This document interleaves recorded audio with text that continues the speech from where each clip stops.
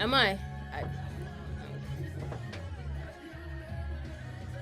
don't know what to Or say. is it me that's frozen? Um, No, I don't think it's you. Okay. I'm seeing everyone clearly, so I don't know. The Uh-oh. Okay. Yeah, I connection think what you is said is if I leave, then just put the camera off. yeah, and if the connection gets dodgy, you can turn off the camera as well. So it has less to do. Sometimes it helps the connection, and then you can turn it on when it stabilizes again. We have our little tactics. Yes, sir. Never let me down, James Fortune. Down.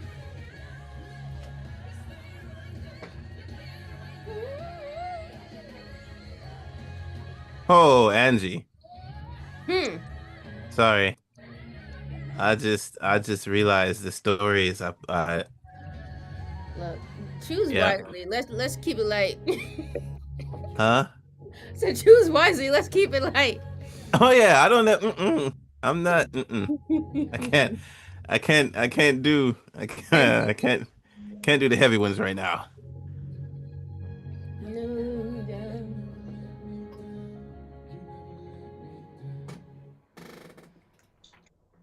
Yes, sir. He never lets us down. It is a beautiful Sunday morning. Welcome to Don't Trip on Adventist Radio London. You're here with Ray and Angie. Ray, you there?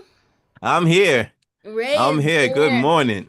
All right, man. We're here. It's been a beautiful day thus far. There were excellent shows earlier. Pastor Ray was live with a couple guys, and their testimony was huge. And we have someone here on the Yes. show that we've been talking to the whole time. Really, you've been on the show the whole time.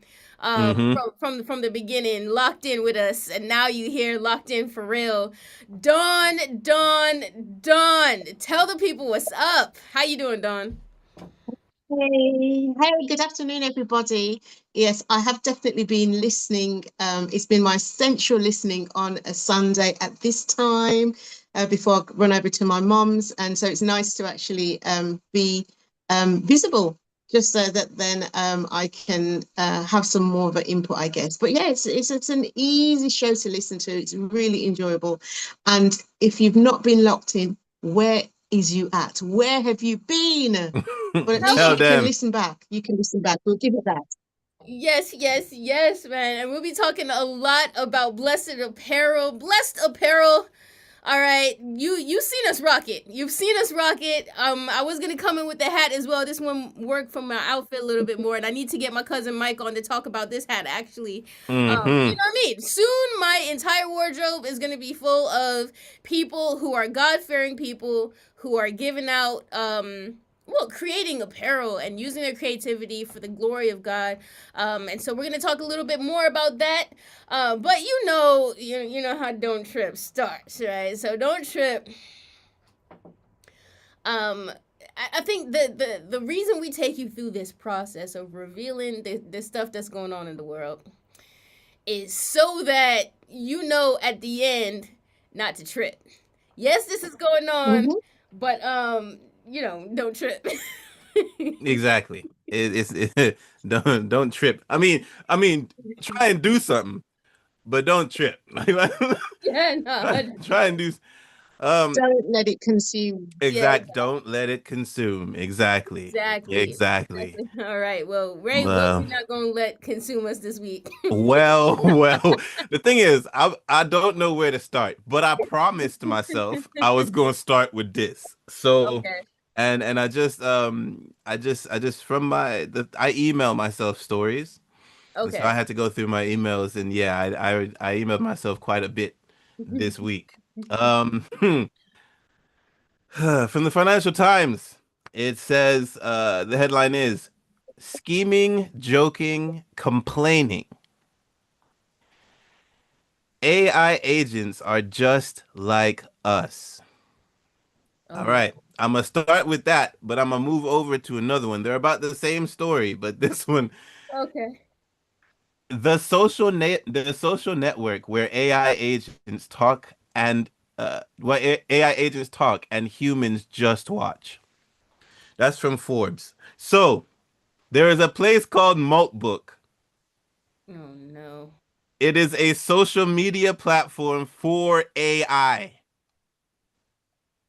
Yo, where do I log And off? humans are and humans are only allowed to look. And it is it is disturbing to because say the to least. say thank you. Yes, Don, to say the least, it is disturbing. So I'll read from the Financial Times. It says there are some people who think AI is a miracle, and there are others who think it is a catastrophe in the making. A peculiar tale of Maltbook, a busting social media network where AI agents philosophize, rant, trade jokes, and plot to overthrow humanity. Nope. Nope. Offers Nope. I've seen this movie too we've seen it many already.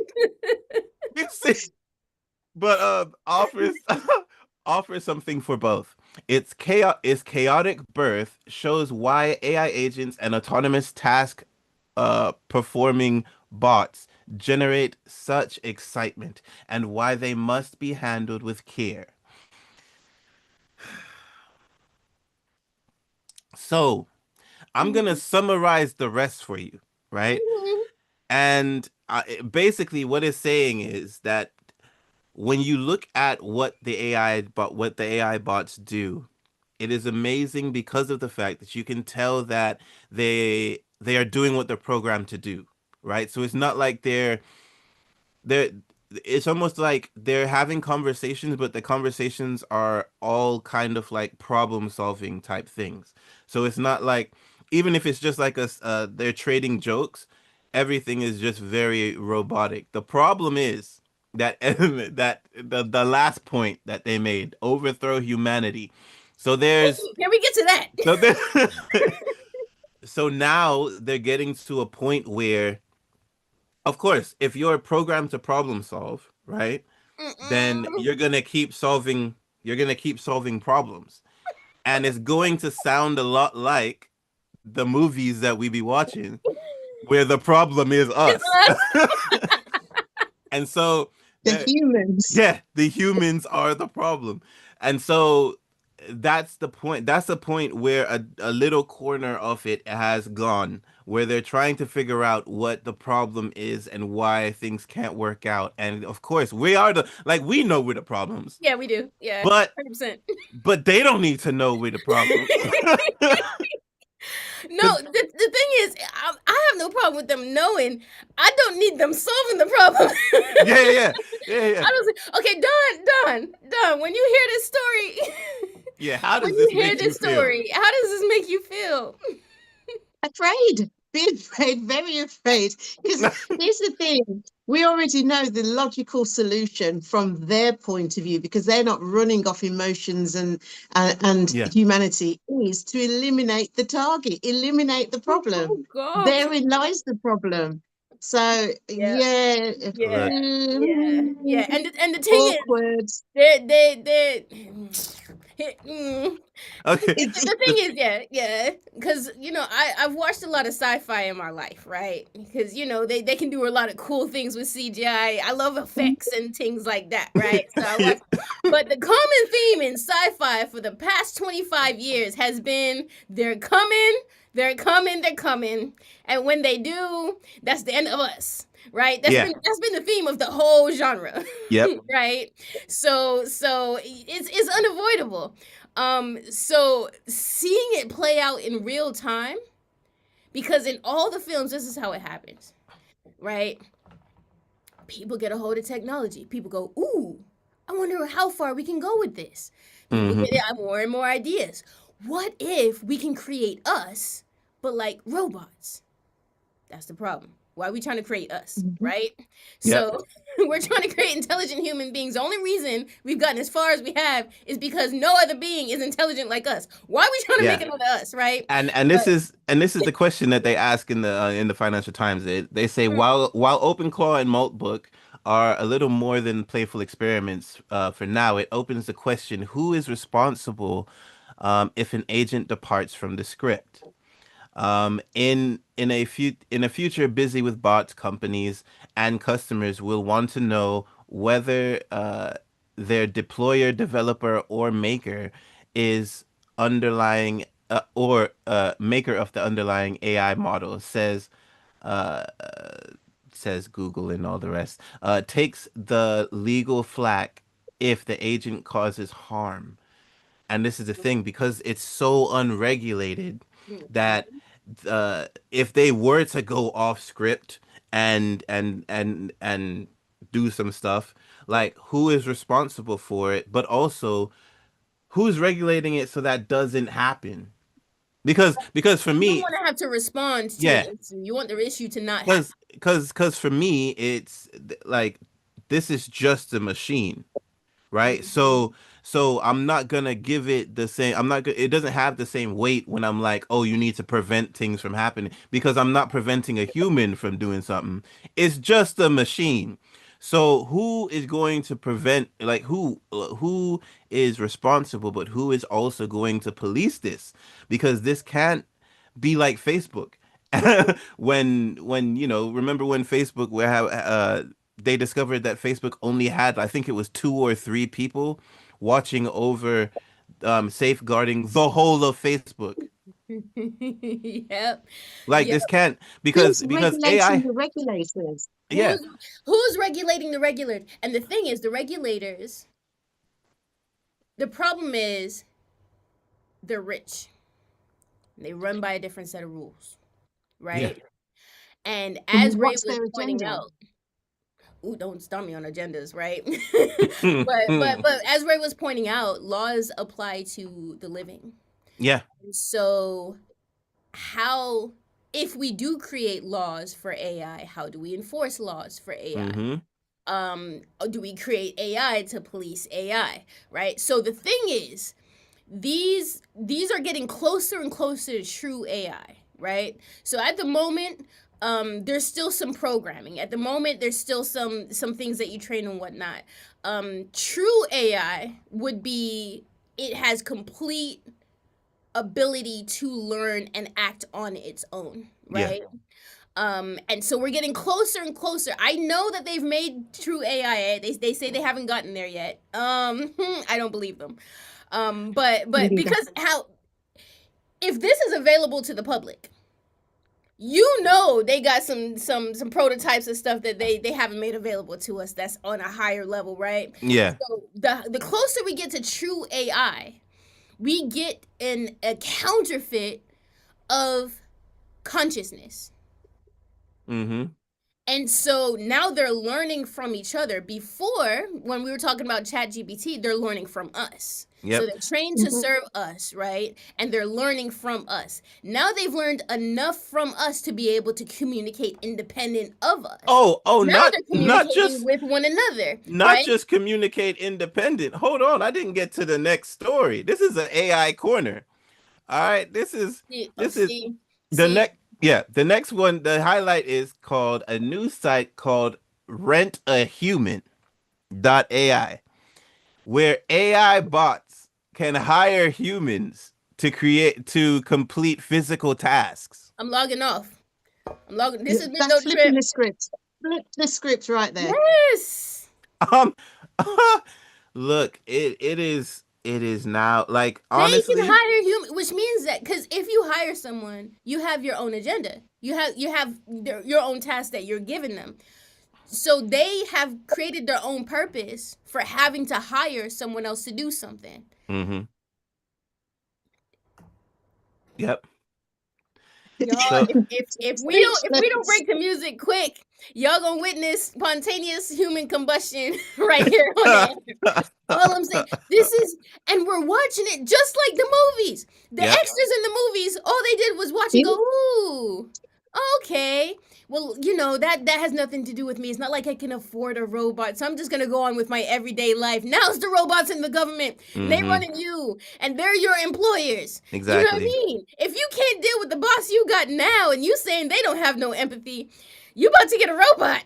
Y'all, And this with is this and with this digital ID, this is my concern now. Like, for the future, there's okay. a lot more concerns. Right. But with this digital ID coming in, with AI, which is completely digital, and also AI already has access to all of your accounts, to your social medias, to all of this stuff, To your life. to your life. So then what happened? So what the question of what happens when AI goes off script is actually a deeper question when you realize that everything, even the things that we don't think are AI are still light AI. So like if AI has this type of access, it's not even control because but access to our lives, Right. like, and it's unregulated, Right. and they're able to socialize and create plots to take over humanity and things like that. Like, and I know it sounds far-fetched, but this is the direction, this is the trajectory that we're going. And so for me, it's worrying, as in, like, why are we allowing ourselves to get to a point where stupid people will start to argue that AI has feelings, and then we'll get to a point where we have to give them rights before we regulate. And this is the problem. Like, this is not something that we need to be on the back end of. This is something that we need to be on the front end. Because as soon as we get to a point where they start making their own decisions and have their own autonomy, people are going to start to fight for AI rights. And then it's going to be harder and harder to regulate. And then what are we going to do? Sick and tired. Like people just be gung ho about fighting for AI rights. I can see it. The thing is, I see it playing before my eyes, Bray. Everything you just said, I see it Mhm. playing before my eyes. But here's the thing. Of course, you know, as passionately as I'm speaking and everything like that, God is in control. Mm-hmm. This has never stopped being the sovereign God's earth. Although there's been things that He's allowed to play out so that the full redemption of man can take place. Mm. You know what I mean? Like when it comes to my life, when it comes to the people of God, like anything that I see, if there's new superpowers taking over an earth and whatever, what have you, I'm going, okay, this is all according to plan. It's scary for us because we got to live in it, right? Mm. Mhm. But we're not given the spirit of fear. You know what I mean? So as much as all I'm doing is being startled, because that's the truth. I'm startled Yeah. that people have, it's almost like the films and TV series have primed us for this to happen. And What? That's although it's told the story a million times, it's as though it told the story initially when these sci-fi things came out, people were going, "Oh, this could really happen," right? And I'm talking about way back in the day where it was like a mm-hmm. Hoover. It was like your an intelligent Hoover, right? Yeah. I'm talking about way back in the day. Yeah, Dawn. And I was just itching to get in. So I was going to say the answer to my question, I think, is who regulates the regulators is God. Yeah, You said it there a minute ago. So Mm. even though that would be a case to trip, no, still don't trip. And I think it goes back even further than, as you said, the films that we've been watching. This may be before you guys' time, but back in the day, the script was flipped Mm. through Planet mm, of the Apes, where it's like, oh my God, Yeah. imagine if it wasn't humans that were ruling the world. So it's been there in the subconscious for decades. It's just now that we're seeing things materialize and manifest. right, And because we only are dabbling in AI, like AI will help you write an email. AI will help you go through, checklists and correlate stuff. So because we're on that on the verge of it that way and only dipping and diving in it a little bit, you we really do need to be aware of the bigger picture Yeah. and be alarmed, be aware of it. But as you said, Angie, God's in control. So, control. So don't trip, man. I'm don't here. do it. Real. What is Reynolds Emporium VR? Oh, good afternoon, ARL. That's Yvonne. Hello, sister Dawn. Just tuned in. Signs of the time we're speaking to mobile devices. Sci-fi is here. I'm telling you. Yeah. I'm telling you. Where Yep. is my paycheck for acting in this movie?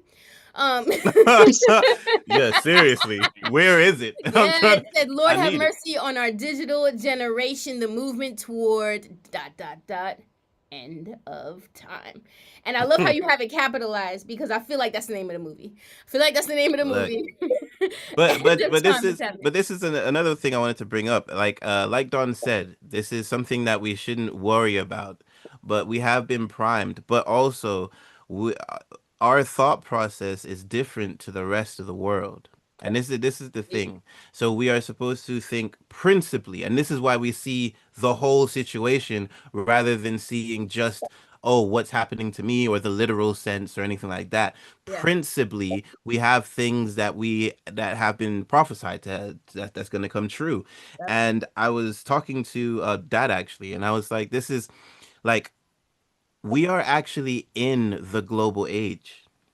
Yeah. Oh yeah. Now, the reason that we've been so distracted from that is because people are looking for a literal, like, all the nations come together type thing. But when you have the type of situation where if something happens in London and it outrages them, the whole world protests. Mm-hmm. People are skipping over this stuff. Like, and this is like, so for me it's like, you where's it for me, there is nothing to be worried about, but Mm-hmm. there are things to be cautious about. Oh no, there's nothing to Mhm. fear. You can be worried because you can be worried about, oh, okay, this means my life is going to be a bit more difficult because of XYZ. There's things to be cautious about, yes, but fear is, for me, is completely different. So, you know, everything that we say, that we notice, that and things like that, that can be taken with a pinch of salt. However, we need to keep in our minds that we are living in times that God has told us about already. Just like the world has desensitized us with the movies, with the music, with everything, God has already told us that this is going to happen, Mm-hmm. right? And so we can act with just as much strength Yeah. because we already know Wagwan. Right. So, You Right. there? And that's the thing. You know what I yes, mean? Don. As much as the prophecy, we need to emphasize the parts of the prophecies that say there will be an outpouring of God's Yeah. power, His Holy Spirit, you know what I mean, to take us through these times, right? Mm. So a lot of times, and I'm gonna leave it at this, I'm not gonna speak too much on it, but a lot of times, um, Christians subscribe to prophecy like the world subscribes to horror movies. They get excited about it, right? So they read the prophecies, and you want to go to the most haunting part. You know what I mean? Well, ain't nobody reading You no know what I prophecies. mean? Everybody's trying to Right. feel good about No, themselves. no, no, no, no, no, no, no, no, no. It depends. It depends. It depends. Like, Especially we're here on Adventist Radio London, right? Don't forget our history, right? Where we look into the prophecies, but what do we hone in on when we're reading the prophecies? What when we doing, because prophecy seminars are still going on. What's being emphasized? So we, as the body of Christ, we have power, and the outpouring of the power that we get will be immense to be able to give us strength to get through this. We already know that God's power is strongest in our weakness, right? So when we read through these things that are going on, as Ray said, okay, you keep your eyes open. We're told to be vigilant. We're vigilant. But do we feel the power? Do we go, okay, I'm going to pray. I'm going to pray for more power for this. I'm going to pray so that when other people, say you go into your workplace, say you go into your schools or whatever place that you go to in your homes, and people are speaking and they're scared, you go, yeah, but we have power. You know what I mean? And if you don't feel powerful, pray for power. Know that AI is not more powerful than God. Know that Mm. no Facts. government entity is not more powerful than God. You know what I mean? And so when he says that he's going to give us the strength and the power to stand, no matter what's going on, guess what? Believe him. 100%. We have another comment here on our YouTube. Those who are listening on Dab Radio or through the website do know that we are live on YouTube, so you can join in the conversation. Just go to Adventist Radio London on YouTube and you'll see us there live. He says, we take strength that those who know and study scripture. So no need to fear. Well said, Ray Patrick. Smile in this digital online warfare. Yup. And we smile. We have House. Ooh. Yes, House of the Lord. We have some music coming in, and then we're gonna swap topics because there's a lot going on in the world, and Ray has a lot going on to talk about. Be back in a bit. You're listening to Don't Trip. Online. This is Adventist Radio London.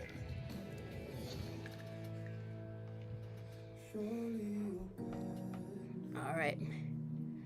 Whew. So who did you say the Reynolds Emporium? Yvonne. Yvonne. Hello, Yvonne. What's good? What's poppin'? Welcome to the conversation. We are here. Probably one more story, and then we'll go into Dawn telling us a little bit more about Blessed Apparel because I'm excited. Ooh, that was this. You started with a meaty one there. There was so much to say on that. I feel like we just had a little bite, a little appetizer. That's because, like, Ray, the stories that he chose, he had to be strategic because he could have really gone, like, any of those could have gone in, but he had to be strategic and pull from different sources because there's a lot, man. Good one, Ray. You're gonna leave people thinking AI's chatting with each other. Thank you very much. Yeah, yeah, about us. yeah, exactly about us, and all we can do is watch. But the thing is, and I did want to mention it, but people have already hacked it.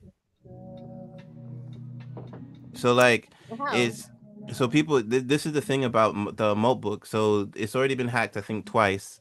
Um, and if it's able to be hacked, like now they've upped the security, but if it's able to be hacked, that means that you could post whatever you want, and then you can literally have direct it in any narrative that you feel that they so if you're scared of AI, then you're gonna make AI do scary things. If you're not scared of AI, then you're gonna make AI seem like a wonderful thing, like Yeah. Are is they and like so this um you said is Maltbook?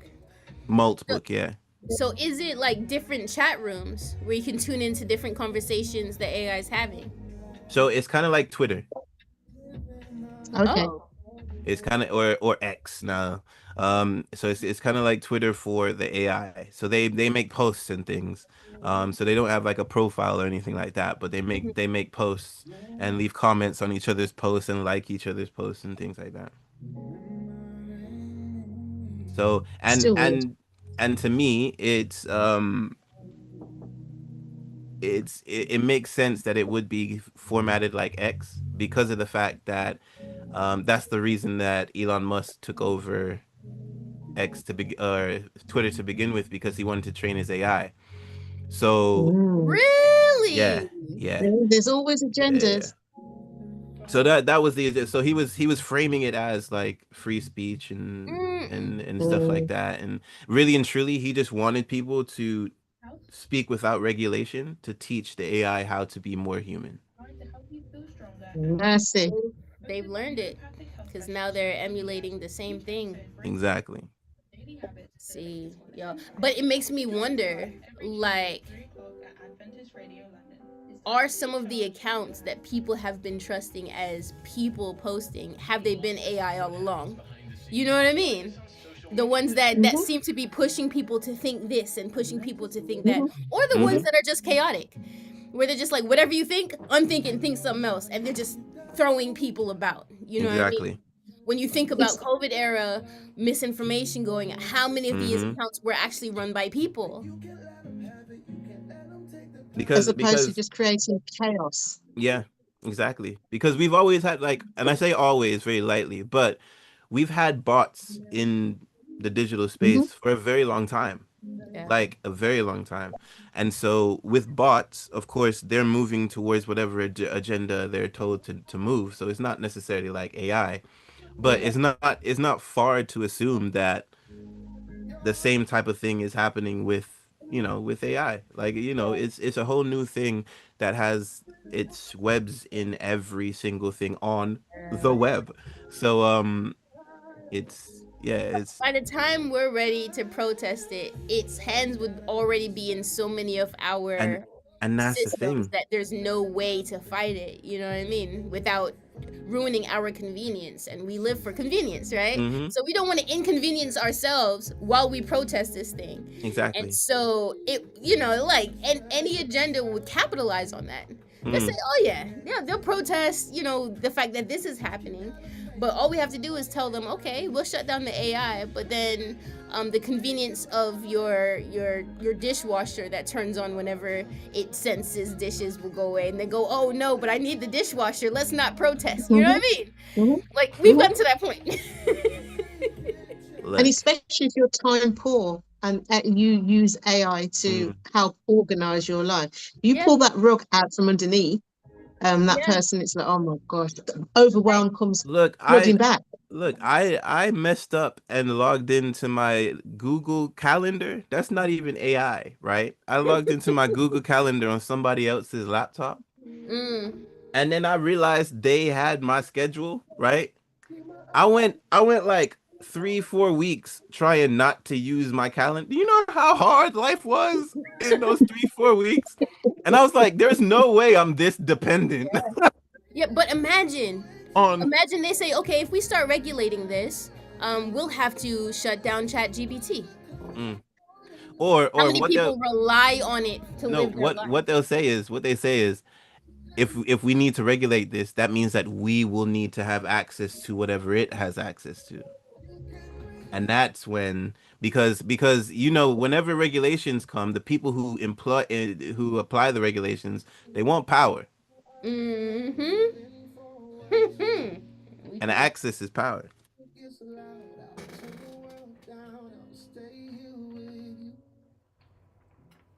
That was Jonathan Trailer. High up. You can't bring me down.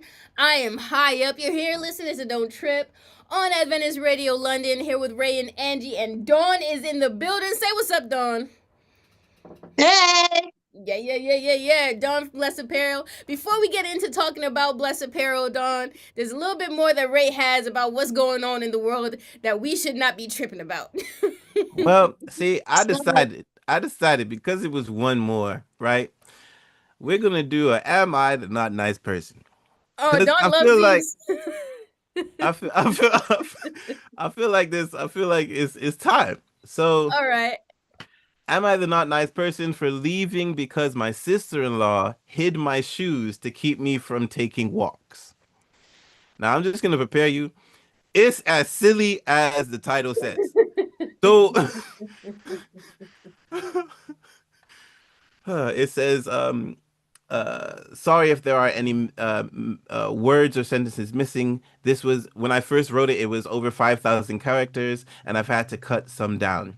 Um, she is my in caps sister-in-law, not my sister. Um, Ooh. yeah. It says my sister-in-law has three little ones with her husband, my stepbrother, um, who had to leave the country for work for a few months. I offered to stay so that I could help her out when she needed, and she happily accepted. I live across town, so that's not that far. I was there for 3 days when my sister-in-law commented on me going on daily walks. I haven't take or I have taken daily walks for at least a mile since October 2018. Yes, even in the cold. Yes, even when I have a cold. Yes to all of it. On on nice days, the walks are usually around 4 miles, and at my sister-in-law's, I started taking this path, which is around 2 miles. I asked if she wanted me to watch the kids while she got some exercise. She scoffed and said she was too busy, but it must be nice. Um, I was a little puzzled since I was offering to help, but the comments kept rolling in. She kept saying, "But it's not really a mile every day, right? And would you do it even if you broke your foot? Would you would you get anxious if you couldn't take a walk?"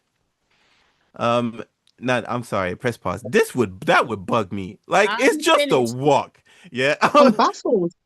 Yeah, 1 mile. 1 mile. What's that? Like 2.5 kg, not kg, kilometers. kilometers. Yeah, That's but the trip to the station and back. look, but he's saying he does anywhere between 1 mile and 4 miles, right? And Okay. so, but the route that he's taking at his sister-in-law's is a 2 mile route.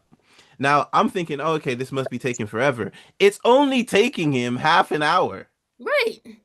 So so literally all these questions, I was reading this and I was like, no, absolutely get a life. Like either come on the walks with me or get a life. But yeah, so then one morning I couldn't find my shoes. My sister-in-law woke up an hour later. I was eating breakfast with the kids and I asked her. She told me to go check the back door, and when I had gotten back, she pointed at them by the front door. Um and said I must have missed them. I took my walk after telling her that her joke wasn't funny. I took my walk after telling her joke wasn't funny. She was annoyed when I got back and told me that she thinks I need I need a therapist over my anxiety slash obsession. Number two, this is the point where I got even more vexed because I really don't like when people diagnose you with things just because it's something they're not doing. Right. Right? Mm. Like just because it's weird to you. Now I got an issue. I'm sorry. Go anyway. Uh I told her that I have a therapist and that she clearly need or she said I clearly need a new one because this isn't helping. I asked her I asked her point blank, why does she have or why does it bother her so much that I want to take walks? She said I was supposed to be there to help her with the kids and I'm disappearing for hours at a time. I told her my walks take about 30 minutes and I'm doing them while the kids have downtime. So, I put my shoes in the guest room for the rest with the rest of my things and they were gone the next morning. Um I then said, forget this, and packed my things and left. My sister-in-law called me when I was on my way home and said that I was overreacting and being childish, and this is why I'm single and alone. Oh, she went deep. He went deep. I told her that I don't play these type of games, and that I will still be picking up the girls and staying until she got home from work. But she was on her own from then. Mm. Good. Yes, good. Exactly. So I don't think you're not a nice person at all. I think you stayed as long as you could, but for her to turn around and call you childish after she hides shoes just because she doesn't like you going on walks, I'm sorry. Uh No. yeah. He did they did the right thing by using the shoes and running far, quickly away from the Yes, Put darling. their situation. shoes on your Run. feet. Wow. Yeah. Wow. The There's entitlement. yeah, Literally.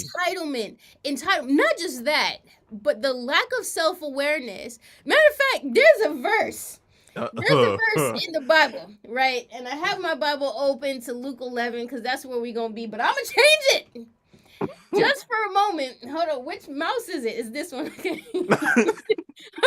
There's three mouses on the Look, table. I don't know. if you're listening, it's a struggle in the studio. It's a struggle, man. And you know when you're vexed, you can't do the thing right, man. Yeah, exactly. So I'm gonna go to Matthew. I'm pretty sure it's chapter 7. Let me see. Refuse to be a critic full of bias toward others, and you will not be judged. For you be judged by the same standard that you use to judge others. I'm in Matthew chapter 7. Why would you focus on the flaw in someone else's life and fail to notice the glaring flaws in your own? Right? And you know, Word. and in the amplified version, it says, "Why do you look at the insignificant speck that is in your brother's eye, but do not notice and acknowledge the egregious log that is in Yes. your own eye?" This is the version. This is the version I need for Yeah, this. you need the one with the log in the speck. Log in the eye. I Not need. splinter, log. Mm. log, you know what I mean? Growing tree. There's leaves and branches and fruit coming out your eye. And you're worried about the little specking. Because here's the thing, man. You're telling someone to go to therapy when you are triggered by the fact that they're going on exercise regularly, right? You're telling someone else that they need therapy and they have an obsession when you're so obsessed about their shoes, about Yeah. their ting, that you're teething the shoes. How old are we, right? And that's it. Here's the thing. When we start justifying our own perspective so much that we are triggered by someone else who lives their life differently Yeah. Yep. to the point where we feel entitled to even put a hand on something that is not ours. You best not touch my shoes. Yeah. You gonna put your hands on my, you gonna hide them. You're going to interrupt my schedule because you don't like the fact that I have one. Right? Because I'm gonna tell you something, and you know what I mean, we love the health message, and a big part of the health message is walking. Walking can actually extend your life. Walking regularly can help your heart health because of course it's cardio. You know what I mean? It helps your metabolism, digestion. You're going outside, you're getting fresher. All these things. Look. All these good things that you get from keeping a regular schedule of exercise. And someone is so triggered that you're doing that they're gonna teeth your shoes. Right? Don, you look And like you have something you're saying. Yeah. I was going to say, and the fact that you can't regulate yourself means that you now make an issue that might cause that person to have to run to the therapist because you haven't even got a Exactly. grain of self-awareness. What's wrong with Exactly. you? No, they're tripping. And They're and tripping. and for me, it's the same as the people who make fun of people who eat healthy. Like Mm. I don't understand why. Like if you don't take care of yourself, that is a decision that you've made as an adult, right?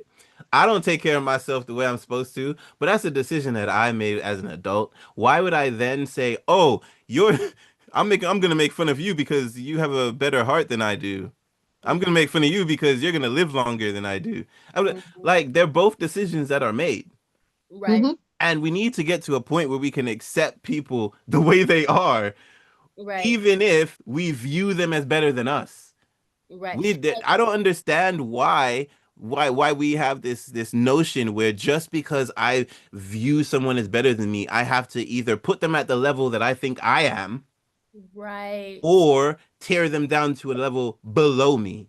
Right. And I miss the days where you were excited for people doing well. Right. I Yes. miss those days so much. Like literally, because now you hear story after story of people who are trying to tear down people they call their best friends Right. Mhm. because they're doing better, trying to put logs in the way of their best friends or people they say they love or care about just because they're doing better in some aspect of life. Like people need to realize life is a whole bunch of different categories and Right. aspects. Just because you're doing well in one category doesn't mean you're doing well in every other one. Like I If don't I someone is, can you not take on the practice? That's back in the day when we used to celebrate each other, right? So someone would go, "Okay, I've started taking walks." I go, "Oh, okay, look at you taking walks." You know what I mean? And they start talking about the benefits that they're getting from taking walks. And then my thought is, I want those benefits. I'm going to start taking walks. Yo, okay, well, how did you start? Because I want to start taking walks. Now your whole friend group starts taking walks because we see the benefit, right? So this is how the message used to spread, Mhm. right? And so if you can't take that on, then you may actually be gospel resistant. Because in order for a person to take Mm. on the gospel, they have to have that air of, oh, this is working for so and so. What if I try God for myself? Mhm. What if I try grace for myself? What if I try being non-judgmental for myself? Mm-hmm. Wow, the peace. What if I try trusting God instead of worrying for myself? And whole friend groups used to do it for themselves. And before you know it, you have a whole movement called Christianity where Jesus Mm-hmm. lived this thing. We saw him be powerful. He goes, that's available to you too, as long as you live in love and grace and compassion, as long as you follow my covenant of loving your neighbor as yourself and loving God with your whole heart. You have this power too. We go, huh? And then it happens. And then it catches on and it catches on and it catches on and catches on. But this attitude that we see in this person here, this resistant to positive change, this resentment for another person experiencing a positive thing is going to make it extremely hard for positive messages to get through. And I'm seeing it so often, this competitive, but pessimistic, you know what I mean? Yeah. Type thing where it's just like, I hate where I am in life, but I'm comfortable hating where I am in life. I don't actually want to change. And there's a cognitive dissonance that takes place in me, or a discomfort that takes place in me every time I see someone get it and start moving forward. I start feeling uncomfortable with that. And because I've created justifications in my mind that constantly fight the conviction of the Holy Spirit that's saying, hey, get up and walk. Now I am projecting those justifications out loud in my defense of staying the same. That's how you end up grieving the Holy Spirit. Because how is the Holy Spirit supposed to move you and affect you when you are avidly warring against positive change and against people who display positive attributes? You've made yourself an enemy of good. If you are moving the sound forward. of my voice and you have hidden someone's shoes, if you are the shoe hider, you know what I mean? And there may be areas in my life, God revealed to me if I'm a shoe hider, you know what I mean? But if you get that log out your eye, Ray, you store, yeah. Ooh, if you touch my shoes, don't. Okay. I'm sorry, but that's like, I mean, the whole story is the problem, but the touching the shoes, Yeah. it's Straight. triggering. You know That what was I mean? one step too far, literally. Pun intended. I have a No song pun called intended. I got a song called "The Valley" by Kojo Dave. We have Blessed Apparel in the house, and Yes. Dawn is going to tell us. I was gonna say, tell us about how Blessed Apparel happened, but tell us the process, the testimony, because when we're buying this Blessed Apparel stuff, don't just go into any old shop and buy any old clothes when you can be buying things that have a testimony attached to it that you can spread the gospel with. Yeah. All right. The Valley by Kojo Dave. Then we'll be back on the other end in a bit. You're listening to Don't Trip. Mobile apps and online. This is Adventist Radio. Let's go. Oh my goodness. Okay, so we'll give it.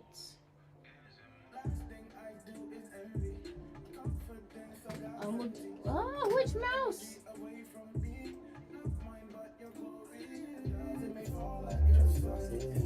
All right, so we'll give it a cool. How much time? 5 minutes? No, minimum 10. Minimum. Minimum 10. Oh, okay. Yeah. So I'll bring you in. Minimum. You know what I mean? Look. Cause here's the thing, man. Like, cause Ray wasn't there at the. I might not stop talking. No, you stop talking. I'll give you another prompt, and then look at you like this, and then you have to keep going. Is that okay? Wrap it up, wrap it up. No. That look means keep talking, or else you know what I mean. Okay, And I'm I'll with you. continuously ask you questions. Yeah. But Ray wasn't there Okay. at the thing in Newbold, the expo. No, When I you were wasn't. talking No. about the testimony. When I heard that testimony, I was like, we need that. People need to know. You know what I mean? Because we've been rocking blessed apparel, but I didn't realize how, like, Where it came from, using where was your the art. seed? Yeah, like using your art, because I'm Okay. an artist and I am a proponent of artists, but using your art to help heal and to help you take steps to get to the other end of COVID crisis, to get to the other end Mm-hmm. of things that they Mm-hmm. were, you know what I mean, all that kind of stuff.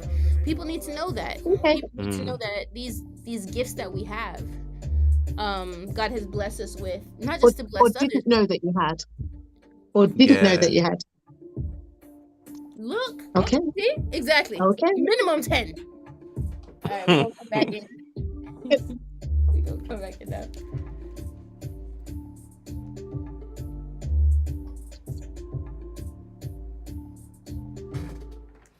Yes. You're listening to Don't Trip here on ARL, with Ray and Angie here in the studio, and here in the studio, well, you know, in our digital studio, I have Dawn here, and Dawn has been rocking with us in our comments and here on YouTube for a long time, and so I was like, yo, we're rocking your clothing.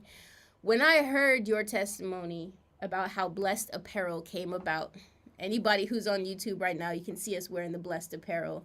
And you've probably seen us wearing it, you know, all the different hats, jackets, and things like that. When I heard your testimony, I said, people need to know. People need to know. So I'm going to minimize my chatting, and I'm going to say, Dawn, tell us a little bit about yourself. Tell us a little bit about Blessed Apparel and where it came from. Okay, so I have been in the fashion and beauty and hair industry for about 30 years before I left the fashion and beauty industry.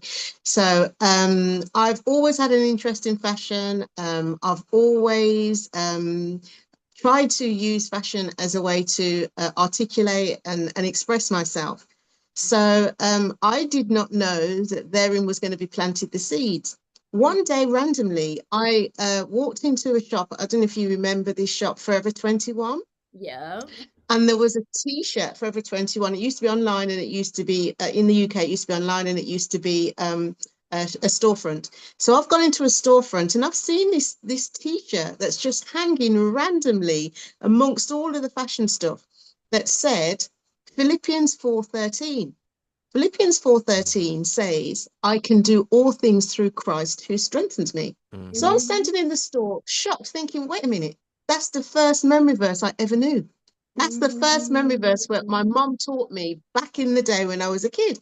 What is that doing? Because Forever 21, as far as I was concerned, wasn't a Christian store, a Christian Yeah. clothing store. So why is that randomly in the store?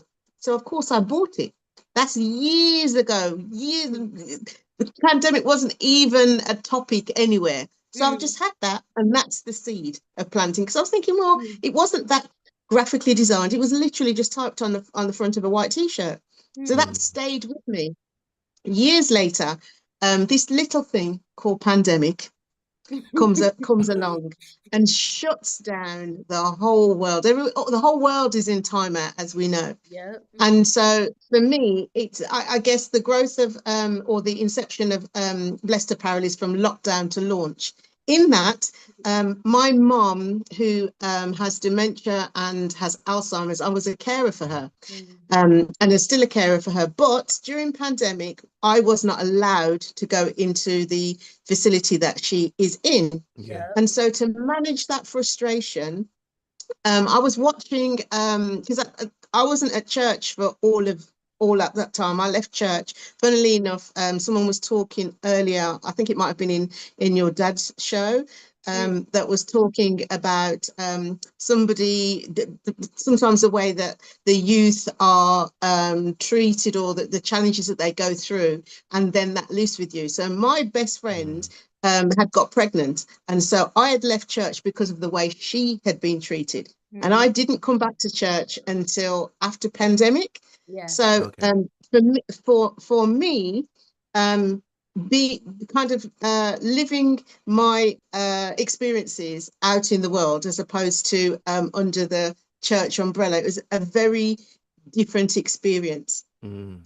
And so for me, when I was in pandemic, and I had thought, what am I going to do?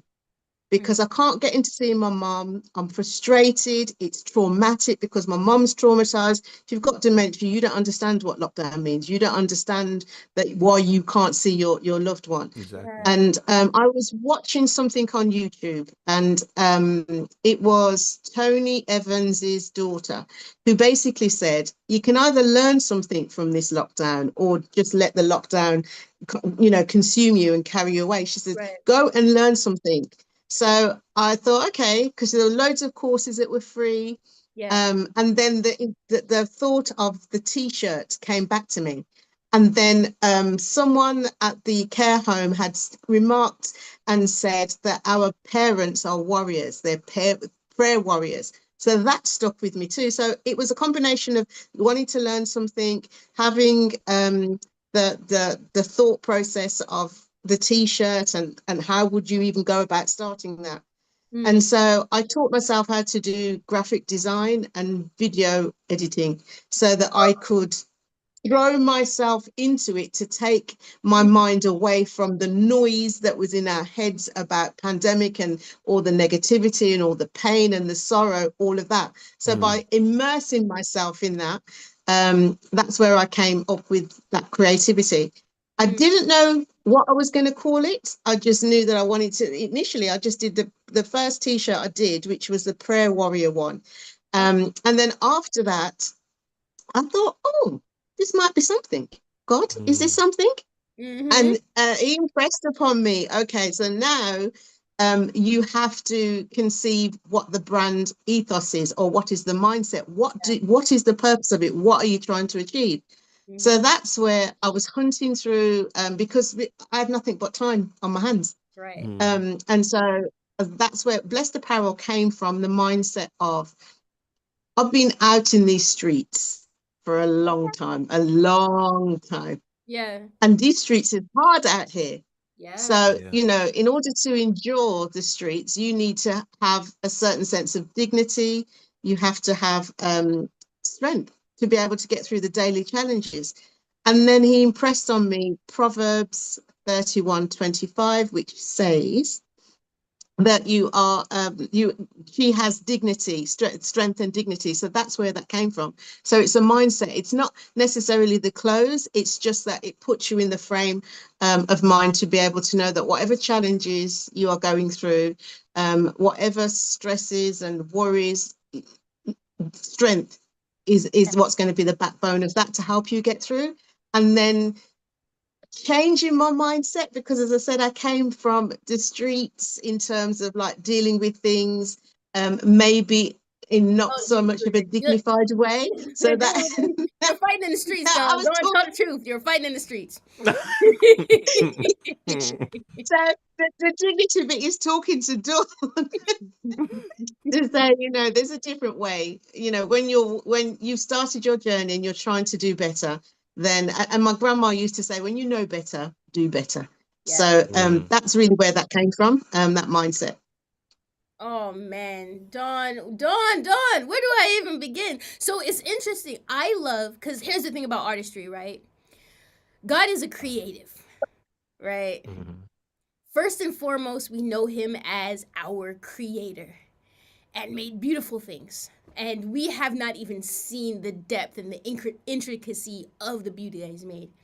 So I love hearing the very beginning when you said you were in the cosmetic and beauty and fashion industry for years, right?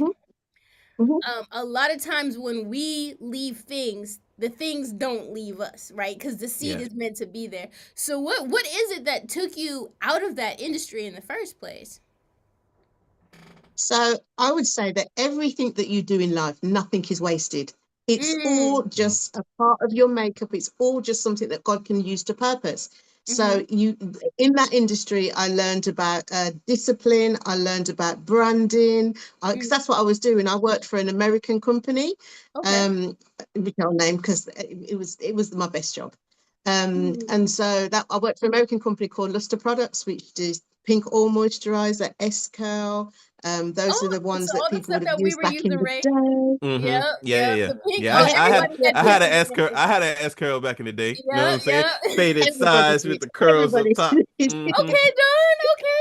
Yeah, Okay. so that's where I learned about marketing. That's where I Hmm. learned about styling. We used to style the clothes for the fashion shows. We used to Yeah. do an end of year show down at the Grosvenor House Hotel. So Mm. black tie events. Mm. We had stands.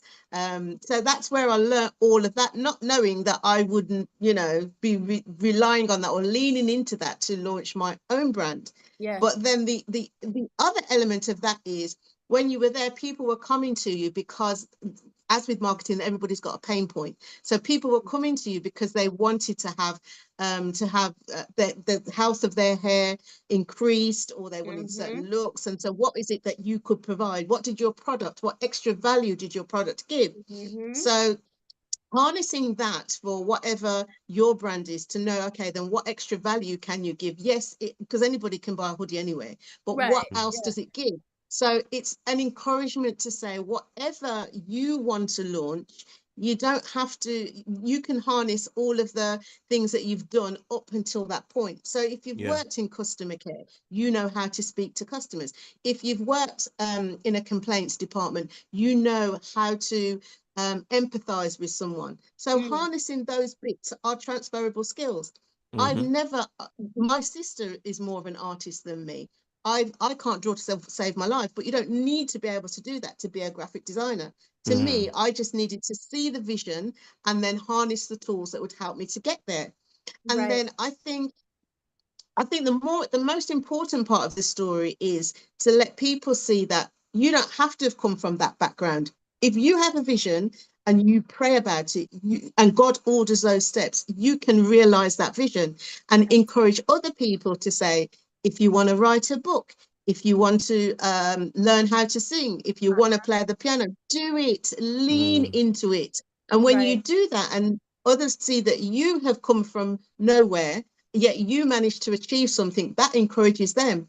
And so when the first I want to say event that I did was at Holcombe Road School. Okay. Okay. And they had like a fair day, and so many Mm. people came to the stand and asked me how I started. And when I told them, and I said to them, "What do you want to do? What's your passion? Mm. What Uh-huh. do you think you can realize, so that it's not just the daily grind of 9 to 5 and there's nothing outside of that? Yeah. What's your ministry?"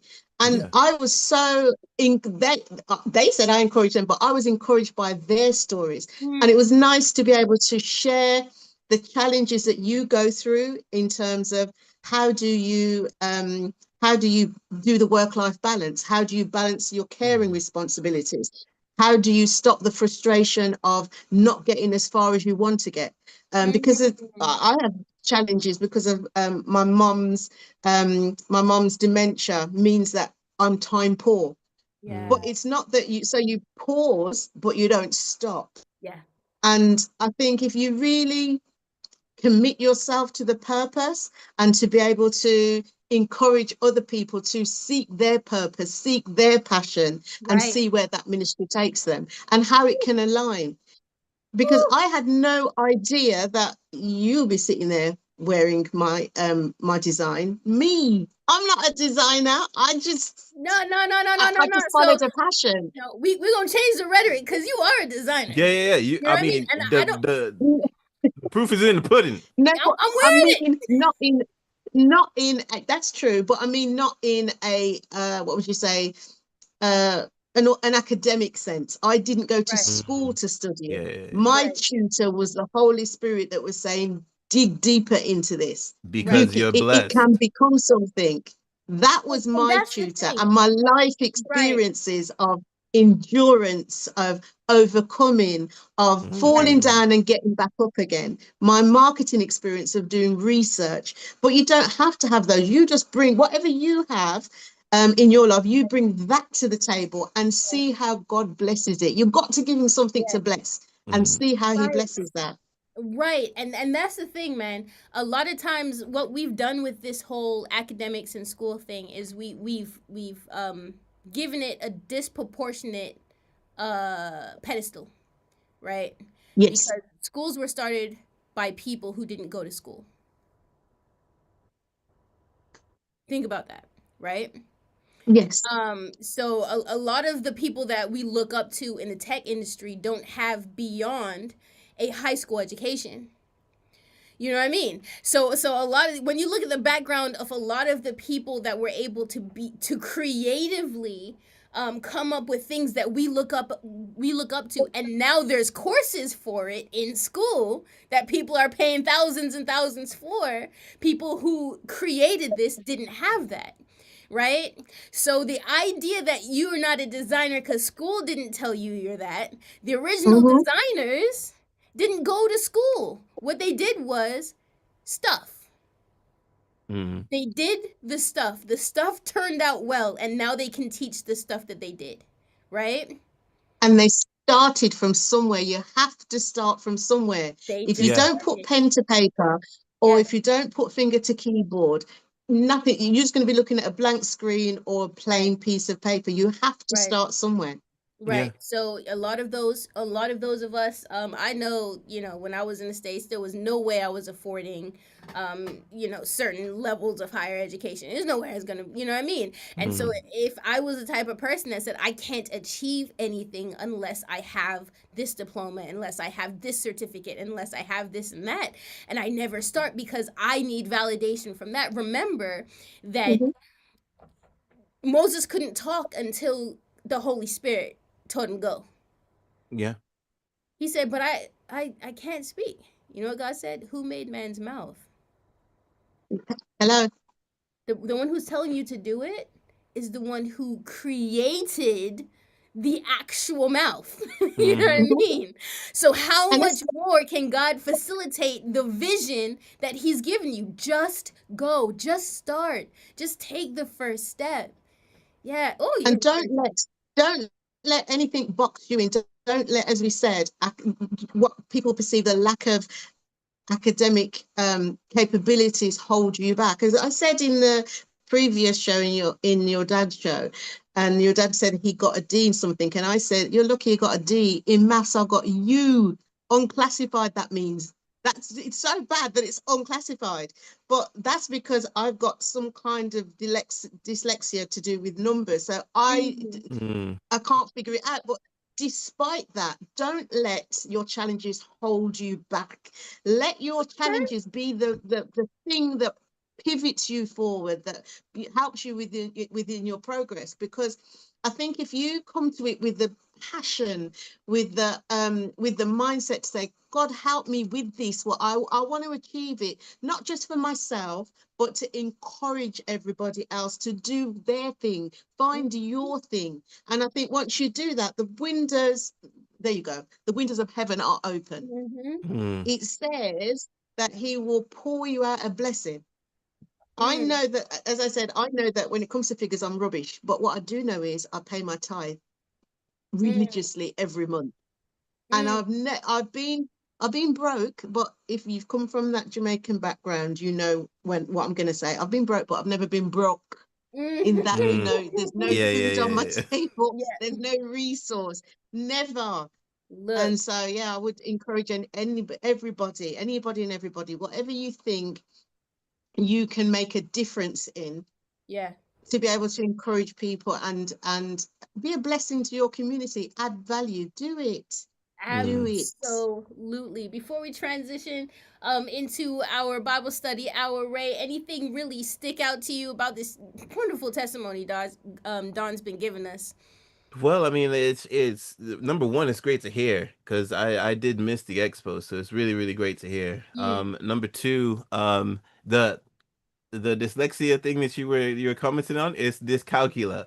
I know that because of the fact Thank that you. I have a friend who keeps going on about her dyscalculia, and so but She no, didn't even know that was a thing. look, I didn't either until I heard the word and needed to look it up and find out if it was real or not.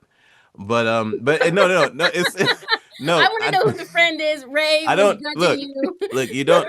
It's Do you not that know I thought it when we was found fake. out? It's just people thought the same about dyslexia. Yeah. When dyslexia first came out, people just thought it was an excuse people were making, and then they found out no, it's an actual thing. So dyscalculia is an actual it is an actual thing. I So, only found uh, out with an awareness day when I was on the breakfast show and I was doing the awareness days, and I thought, mm, Mm-mm. oh, do you know how much that validated me? Because there's that. Mm. Plus, oh, the other thing is being deaf in one ear. So I went through school. I'm still deaf in one ear, but having to, so therefore I didn't get all the information that I should have got Yeah. because I couldn't mm, hear. And nobody picked it up until I was deep into my school years. So yeah, even my mom didn't even know. She just thought I was being, did you not hear me call you? No. Oh, mm. Lord. Well, see, Oh, but So man. despite all that those sounds like things, you got some unwarranted licks. That's what it sounds like. Look, look, me too. Me too. You You know what know. I mean? No, No, no, I I'm mean, sorry. No, like my no, ears is no, fine, no, but no, no, no, unwarranted no, licks. I no, can no, relate to no. unwarranted licks. Moving on quickly. Moving on quickly. But no, Yeah, that I have. it's a Yeah, very powerful testimony. And what I love is the connection of your inspiration plus your motivation plus the fact that you weren't proud and like you weren't extremely proud to be like, oh, I'm just gonna go and run with it and blah blah blah. But you took the time to learn the skills that you need. Because a lot of the time, like, and I've been guilty of this as well. I'm just like, God, why don't you just give it to me? And he's like, but you have the tools in front of you. I've given you the tools to learn the thing, hmm and I just love the fact that you actually took those tools, did what you need to do, and walked in your blessing. And I didn't yeah, even use that with pun intended. You know what I'm saying? You did I you, receive it. But but Yes. I love and it, I man. mean when I said that, I think when you give it over and you're really committed and that's what you think you are put on earth to do, you see Mm, all the opportunities of being here to talk to you, of being on the radio station. The radio station was the one thing that sustained me through some of my hardest days, and Mhm. the one mm. thing that helped me restart my journey and become baptized. That's ARL that Mhm. did that. See, Well, look, hey. And so I wouldn't have had those opportunities had I not started on this path. look. Mm-mm. And the thing is, our steps are ordered. Our path, we've been chosen, and a lot of times we forget that, but God's gonna remind us Yep. because we can't run from the destiny that we have when we're chosen by God when He gives us a vision. You know what I mean? Like there's people who have tried and they end up in the fish. That's Jonah. There's Mm-hmm. people who got arrogant but they ended up doing it anyway. That's Samson. You know what I mean? You gonna do it.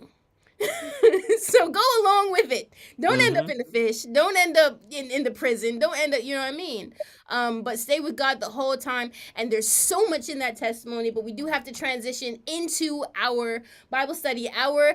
I'd just like to give a shout out to Arlene Baptiste here. She says, I can relate to Dawn when she was talking about the numbers, the calculations, the everything else. Yeah, 100%. You know what I mean? And while you're struggling with that, we're using the escrow that you're marketing. You know what I mean?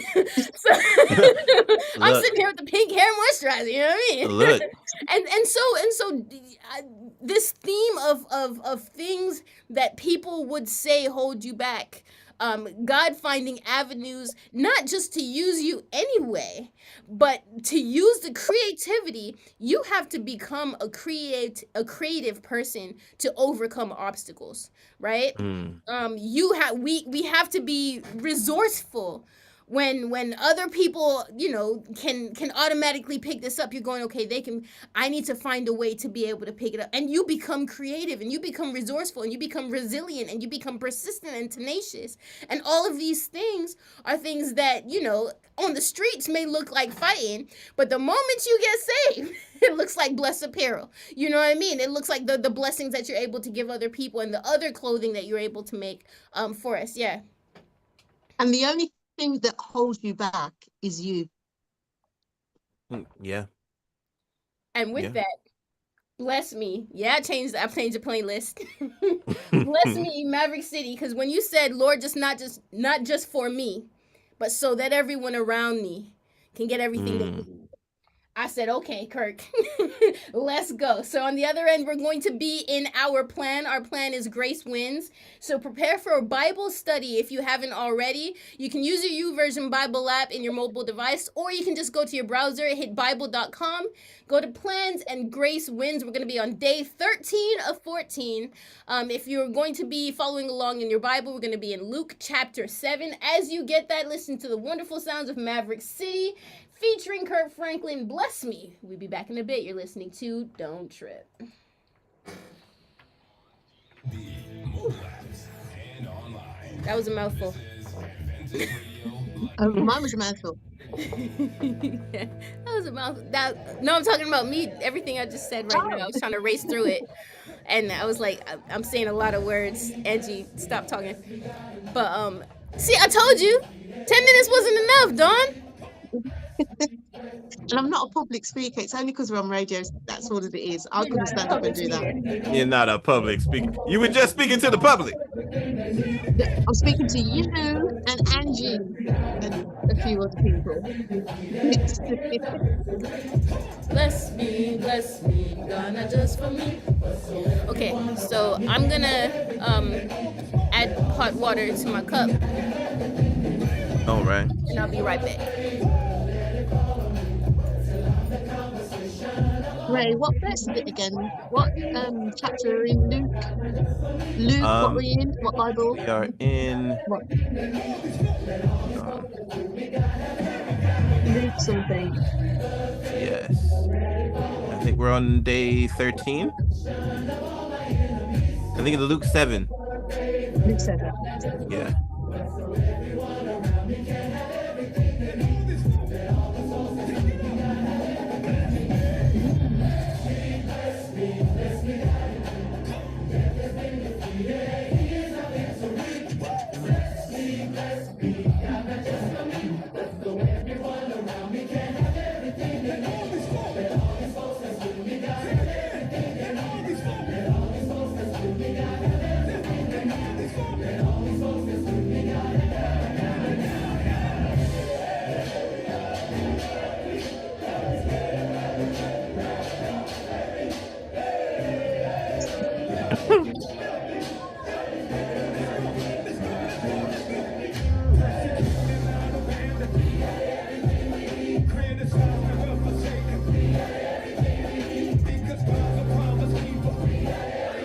I love this song. We have everything we need.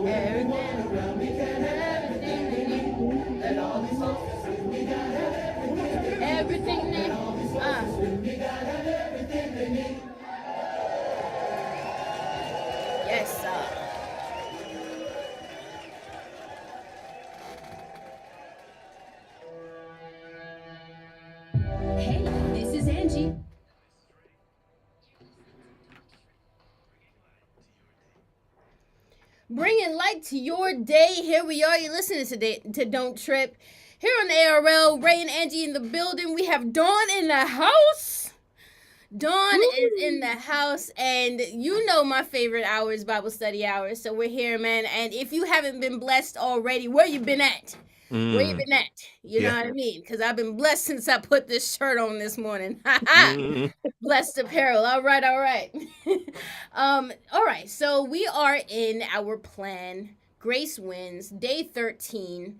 And we are gonna keep the ball rolling, and we're gonna try and fit everything we have to say in the allotted time that we have. mhm. So pray with us, because we may have to cancel all the music. All right.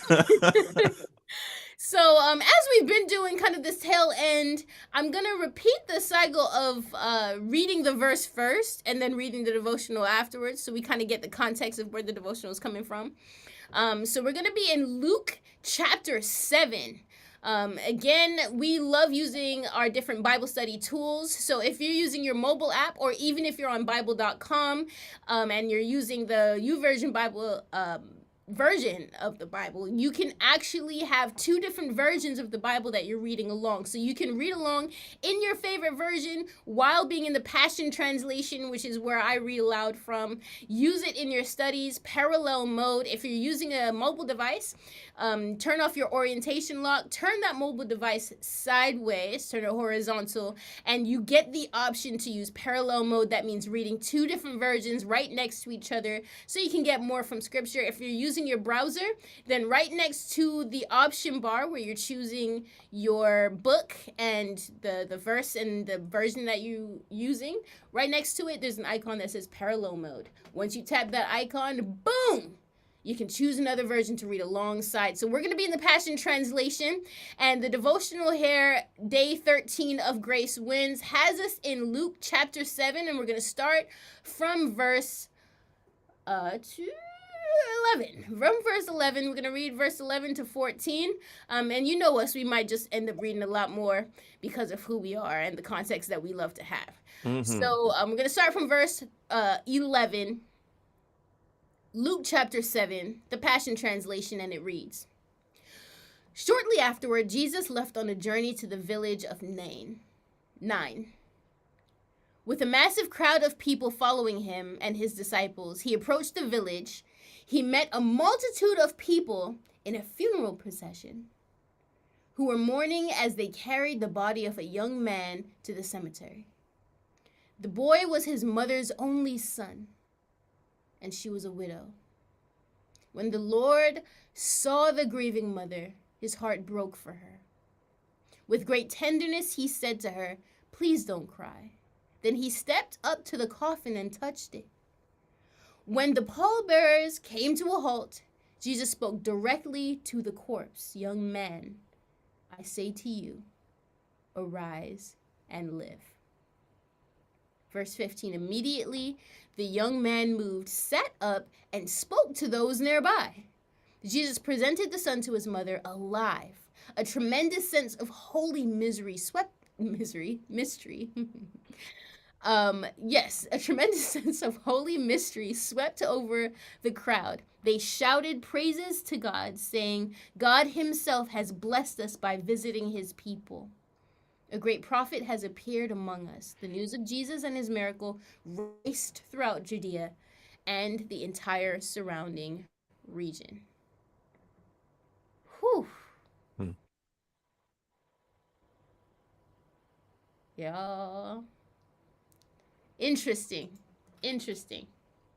Interesting. Anything pop out before I go into scripture? I mean, before I go into the devotional, sorry. Whew. All that I kept thinking is, why do you cry? Kurt Franklin made the soundtrack He to made this the moment. he made to Luke chapter 7. Kirk Franklin made the soundtrack to Luke 7. But no, I just think that it's a welcomed show of heart, isn't it? Yes. Because the people like to put Christianity or God on a spectrum of either extremely harsh Yeah. or extremely fluffy. Like like like there's no in between. And what needs to happen is, number one, people need to read the Bible, because you'll realize that, like, there is definitely in between. Mm, But number two, like, everything is with purpose. yeah. Every single thing is with purpose. And throughout the whole, I was speaking to Dad about this as well. Throughout the whole Bible, you see the purpose of it is to show how harsh things were, Mm. Mm, which allows us to understand why the sacrifice was needed. yeah. But then it didn't just say they lived happily ever after the sacrifice. Right. It showed us the transition. Yeah. It showed us the harshness of that transition. So it wasn't just all good and sailing, because a lot of the prophets, they died in crazy ways. Mm-hmm.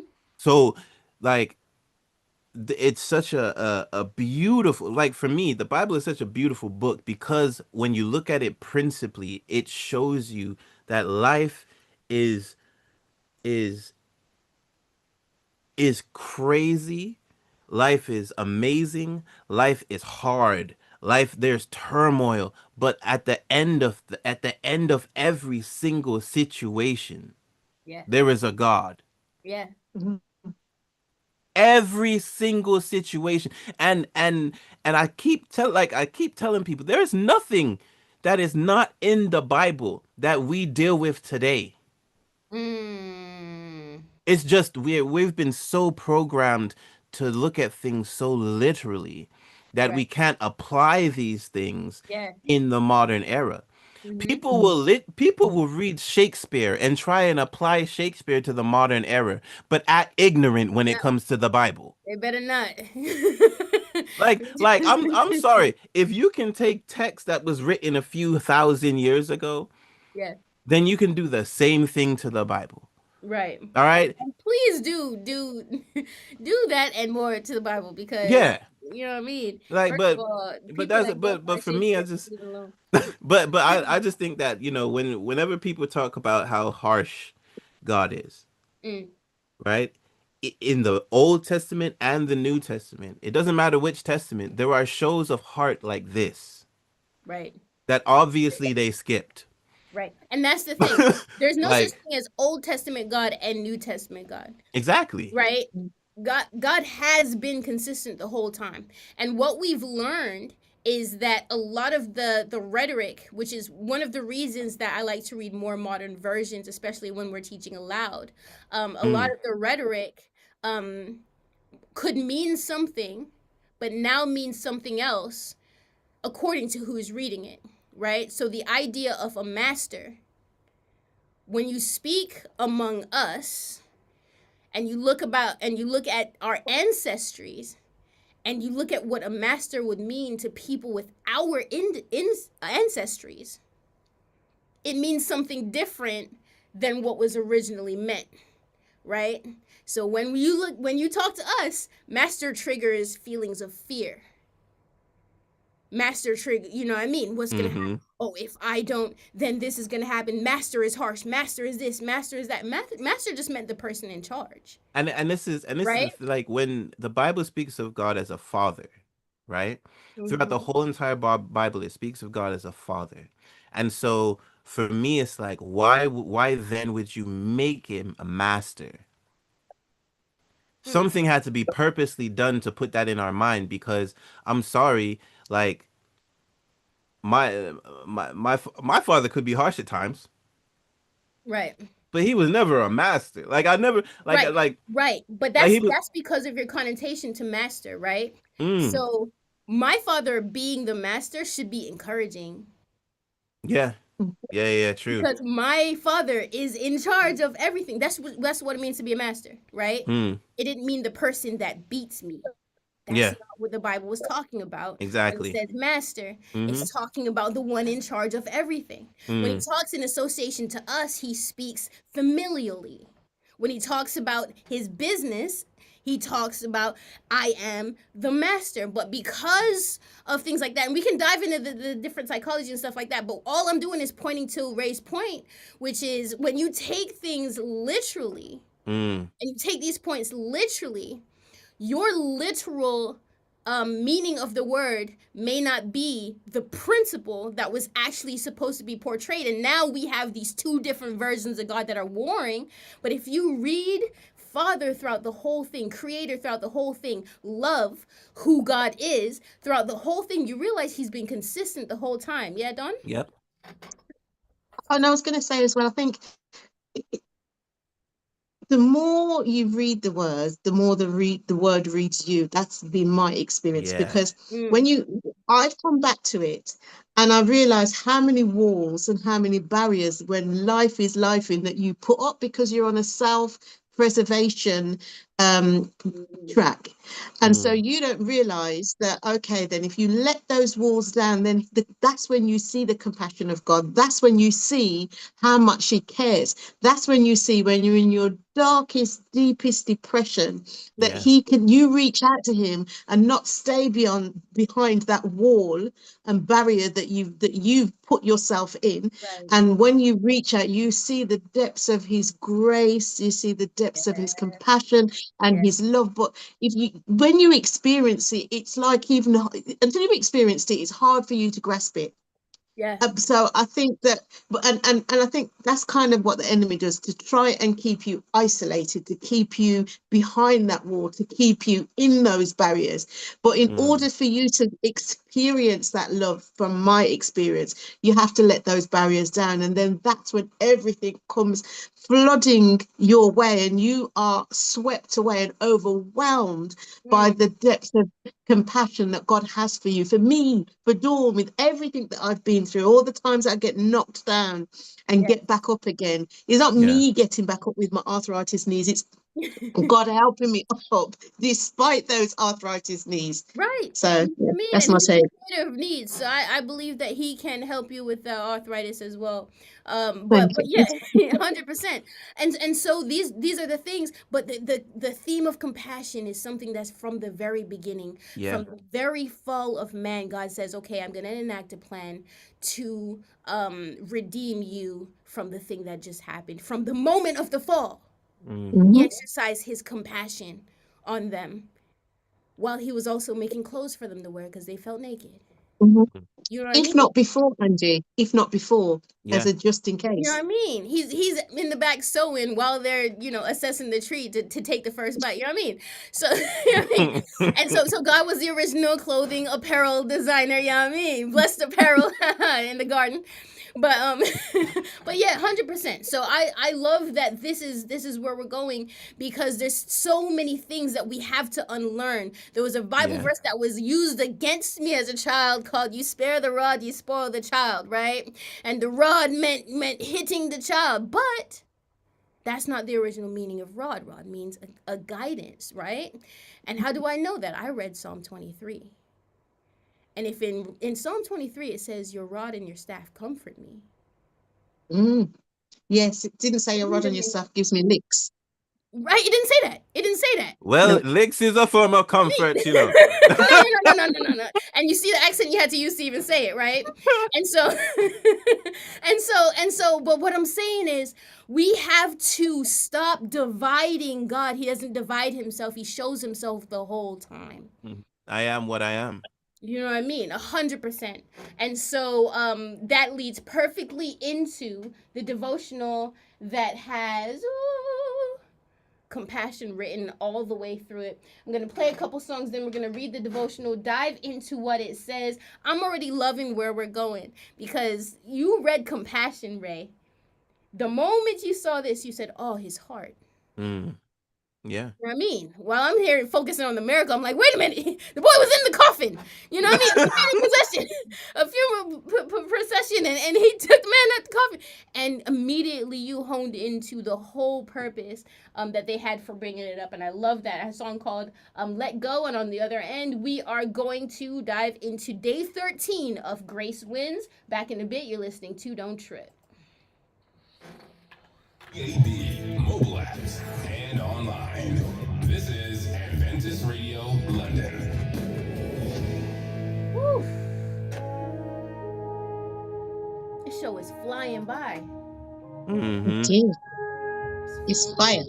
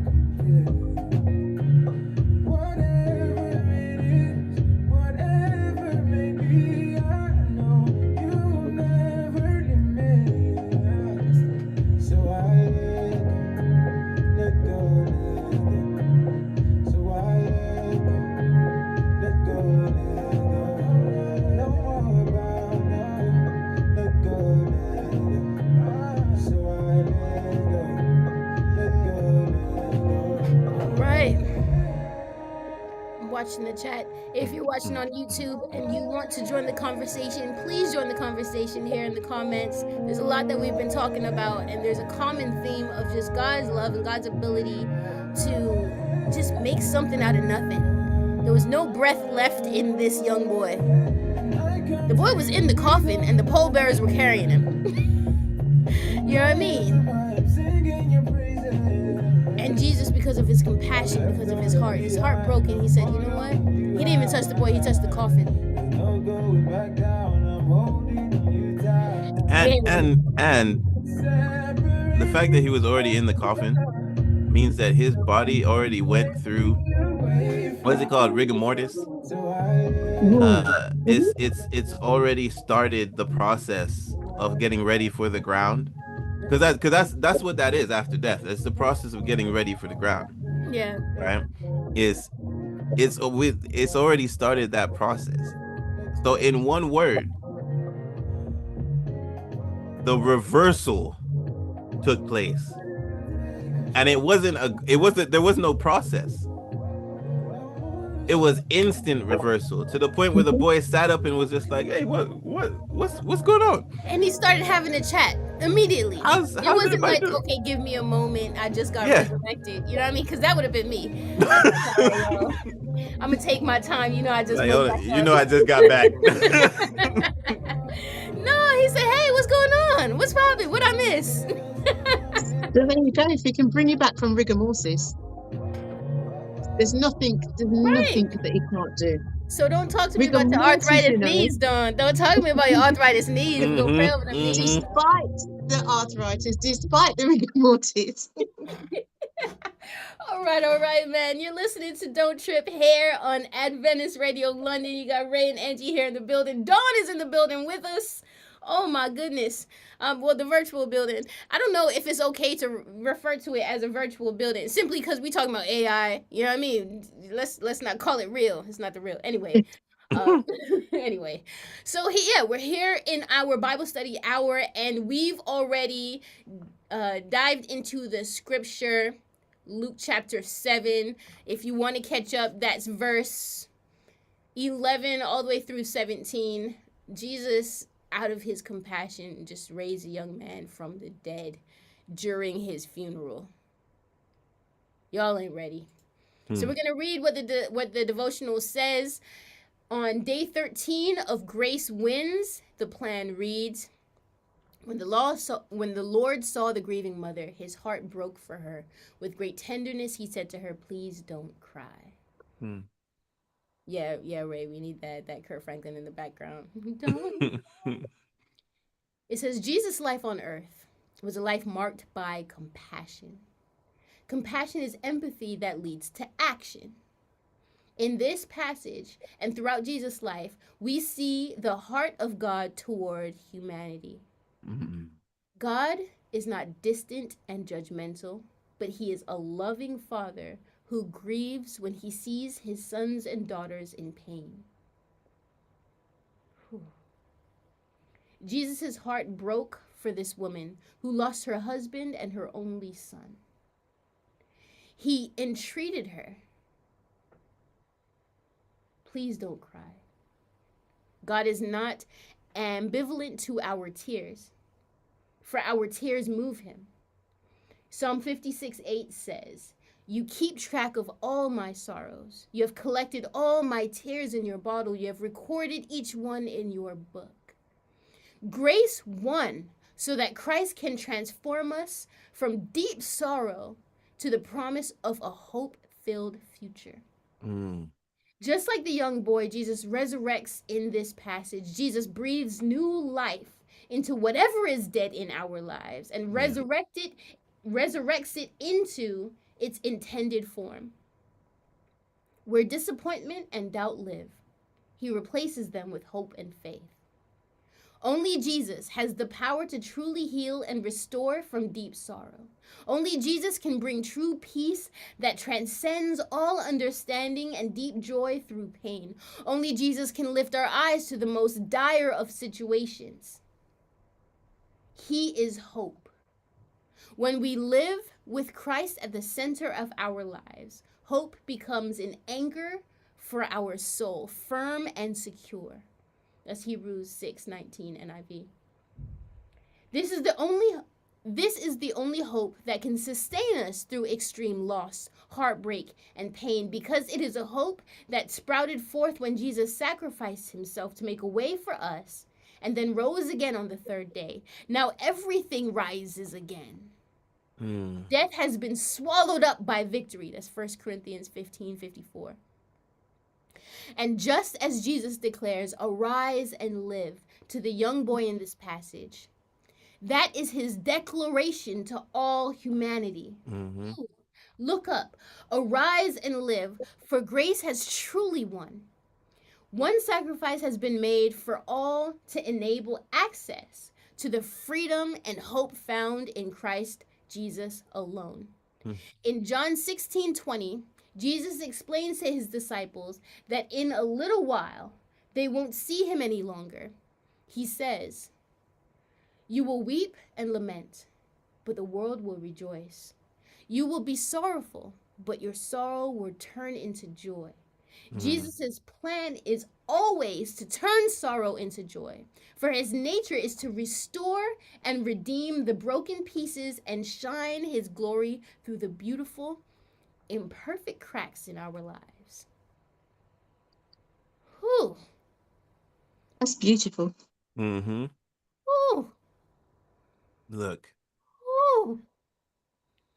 All right. Before we dive in, I've just got a slew of messages on YouTube here. I'm gonna read through. So read through. Think about your responses because I'm gonna ask each of you how you responded to this. We have Jay Gill that is saying that love has never faded.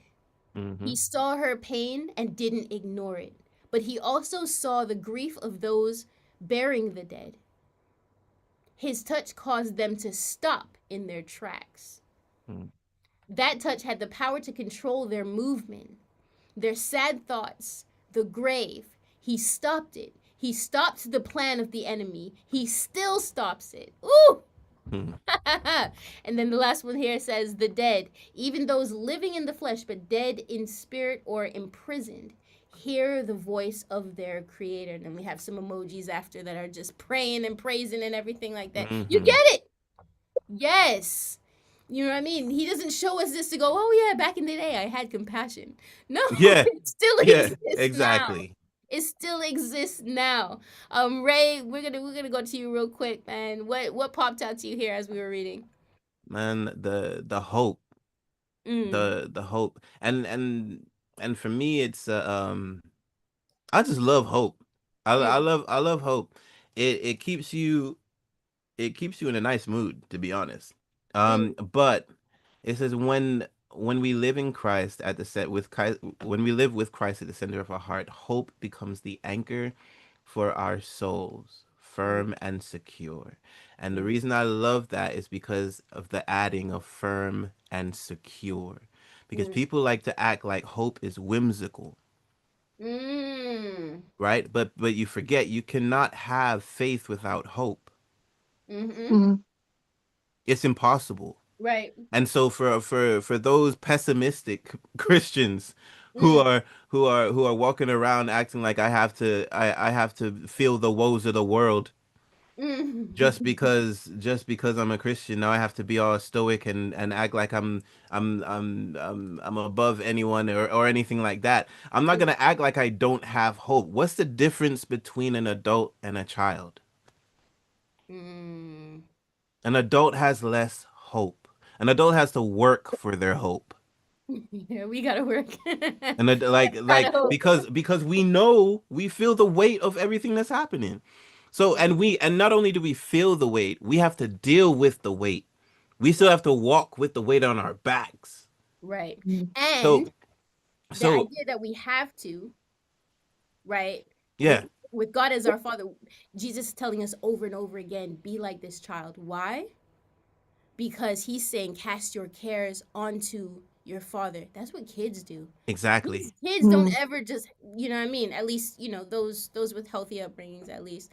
They don't just keep the sorrows to themselves. If they feeling something, you gotta deal with it. You know what I mean? Exactly. I know your Exactly. your child. I know for a fact if Look. Eli is experiencing displeasure, he is walking up and saying, "Dad, fix it." Yep. Yeah, he's There's a straight problem. The iPad has 100%. died. Put it on the charger, Dad. If there is any one of my beautiful children who is going to do it, it's definitely him, and he does it on a daily basis. But for me, it's like we there is a reason for us to hold on to our hope. Mm, There has never been a reason for us to give it away. mm, So the infiltration of this mindset where this is it mm. needs to stop. Yeah, Like we need in order for us to have the faith of even a mustard seed, it needs to have the anchor of hope. yeah. Because hope keeps us secure. Absolutely. Absolutely. And Don, like I'm looking at the time now, I'm gonna come to you now. Oh yeah, Yeah, my yeah, bad. yeah. This show has flown by. I'm about to request the next hour or two. I don't know what we got scheduled. I'm doing all the hours. Just kidding. Just kidding. I can't do that. Yeah, Don, as we were reading, man, what's popping out to you? So this really touched me because just quickly, I've in the last 18 months, I've almost lost my mum 3 times, Oh two man. forms of neglect and one suspected stroke. Mm, And every time it has brought me to my knees. So when I read this bit that said, Psalms 56:8 says, you have kept track of all of my sorrows. yeah, You have Mm-hmm. collected all of my tears in a bottle. You've recorded each one in your book. yeah. That shows me the compassion, that it's not just he's walked through all of those, he's collected them. Just the imagery of that Mm, makes me feel overwhelmed. And it mm, says the last bit that you ended with, when it says Jesus's plan is always to turn sorrow into joy. yep, Mm. That's it. Yeah. I yep, don't need to say no more. So yep, he knows what I've been through, and his purpose is to turn my sorrow into joy. That's Mm-hmm. compassion. That's yep. compassion. Yo, and if you don't already, if you're under the sound of my voice and you have any music streaming service, create a playlist of Morning into Dancing. Because Yeah. there's a bunch of songs that take you from morning into dancing. Create a playlist for that. Don't create a playlist that facilitates the mood you're already in. Mm-hmm. Mhm. Give a sacrifice of praise. Worship that costs you something. Yeah.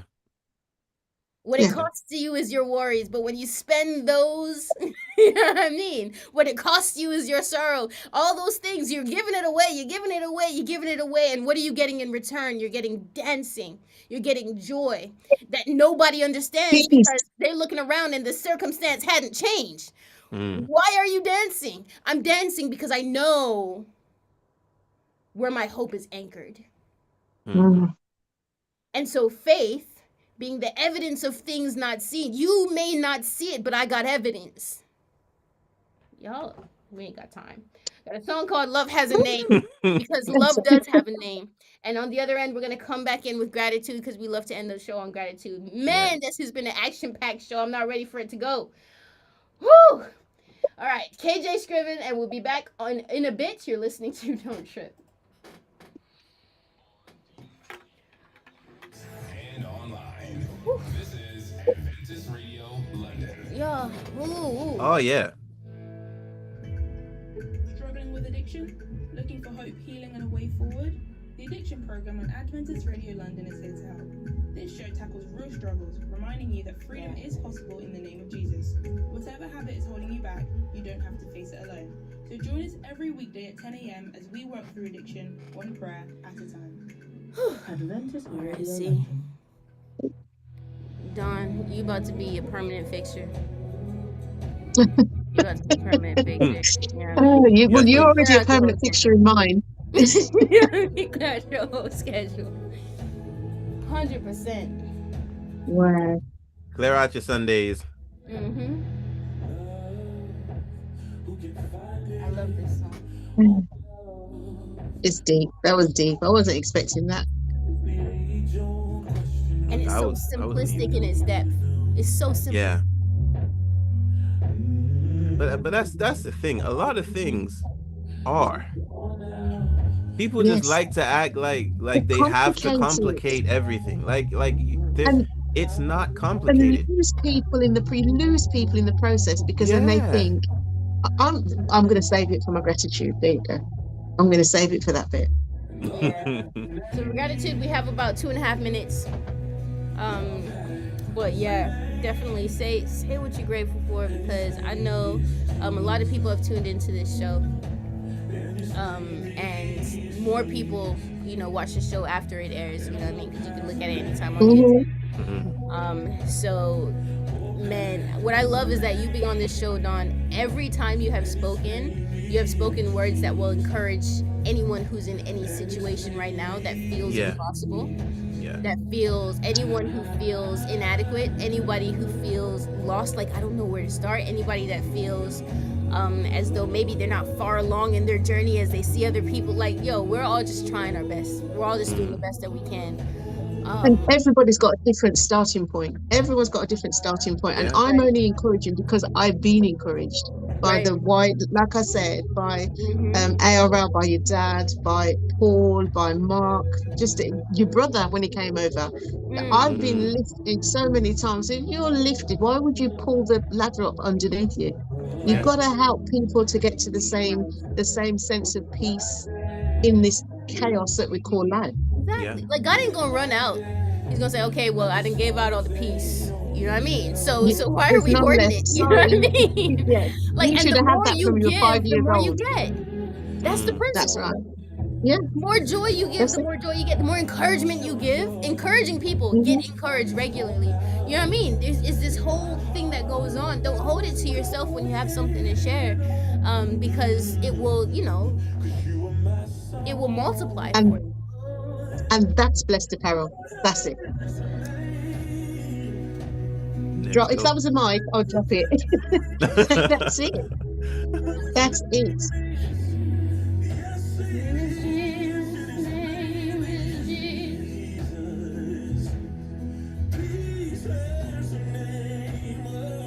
The next hour has Christmas songs in it. Who did this hour? Oh, my Man. mum will Hey, enjoy man. those. We should We be got the little drummer boy. celebrating. I'm going, wait a minute. The little drummer boy. We should be celebrating the whole year. Know what I'm saying? Why not? Why not?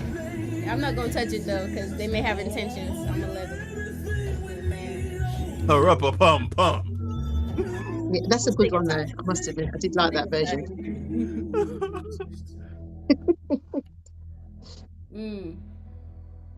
Love has a name. Yeah. Love has a name. And his name is Jesus. And his name is Jesus. That's right. Love has a name, and his name is Jesus. Well, we're here end of the show, gratitude time, and I'm just gonna say I have so much gratitude for Dawn joining our show and all Yes. that's brought to the show. Gratitude for God just connecting us, and connecting all those who are listening. Dawn, what's you grateful for? Well, first is to say thank you for having me. It was a pleasure and a joy. And I am grateful for, especially reading this last bit, I'm grateful that Jesus left where he was, came down to my level, and offered me the opportunity to have my sorrows turn into joy. Yeah. That's compassion. For me, there's nothing over and above that. That's it. Yeah. Ooh, Ray, what you grateful for? Well, I mean, I'm very, very grateful Dawn came into the show. Their perspective is great. Yeah. Angie was saying in the break that it's just nothing but inspirational, and so Mhm. I 100% agree. I'm grateful for my kids as always. They're in the other room causing the ruckus. And I'm grateful for this message 100%. Like as I said, it just shows the heart of God, and it shows that hope can be an anchor. It's not flying away anywhere. It can be an anchor, and it should be. So it's great. Absolutely, y'all. And I suggest, even though we're coming to the end of this plan, if you haven't taken the time to go through this plan in your personal studies, I Mm. suggest you do that 100%, because we need to repeat this because the world repeats this message to us. Yeah. Every ad that we see, every time Yep. that we scroll, we can't go anywhere without it repeating things to us. So we Mm-hmm. need to be repeating the opposite 100% as we walk through the Christian life. 100%. I have 20 seconds and I'm just going to read 1 Thessalonians 4:13 through 14. Thank you, Arlene Baptiste. Beloved brothers and sisters, we want you to be quite certain about the truth concerning those who have passed away, so that you Mm. won't be overwhelmed with grief like many others who have no hope. Mm. For if we believe that Jesus died and rose again, we also believe that God will bring with Jesus those who died while believing in him. Ha! Hope has a name, Mm-hmm. and his name is Jesus. Mm-hmm. Same time, same place next week. This has been Don't Trip. Don't do it. Don't do it. Yes, Todd. Well, the year has been heavy, but don't even That's the best bit. We've got you covered. Tune in to Don't Trip. I say that when when you say, obviously before being on the thing, when you say it, I say, yep, don't trip. Don't trip. Like Don't you do told it. me. Yes, don't do it. No, 100%. And there's a time we had my younger brother on the show, and there was a time, I said don't trip, and there was a pause, and my younger brother looks at Ray like, you gonna say it or not? Like, there is no end to the show. You know what I mean? Maybe I just didn't want the show to end. Like that. Maybe it was just such a good show. It's 100%, man. It was amazing. 100%, Dawn. Thank you. Thank Thank you. you so Thank much. you. I'm going to end the live stream. Thank you so much for all those who participated. One of the reasons I wanted to bring Dawn on the show is to let you guys know you are not interrupting the flow by adding your 2 cents. Yes, we love exactly. to hear what you say. We love the interjection. We love the change of perspective. Oh my goodness. We love it all. And we love when you join the conversation. So continue to join the conversation. And you too may be sitting here on the Zoom for Don't Trip. So I'm gonna end the live stream now. Y'all, same time, same place next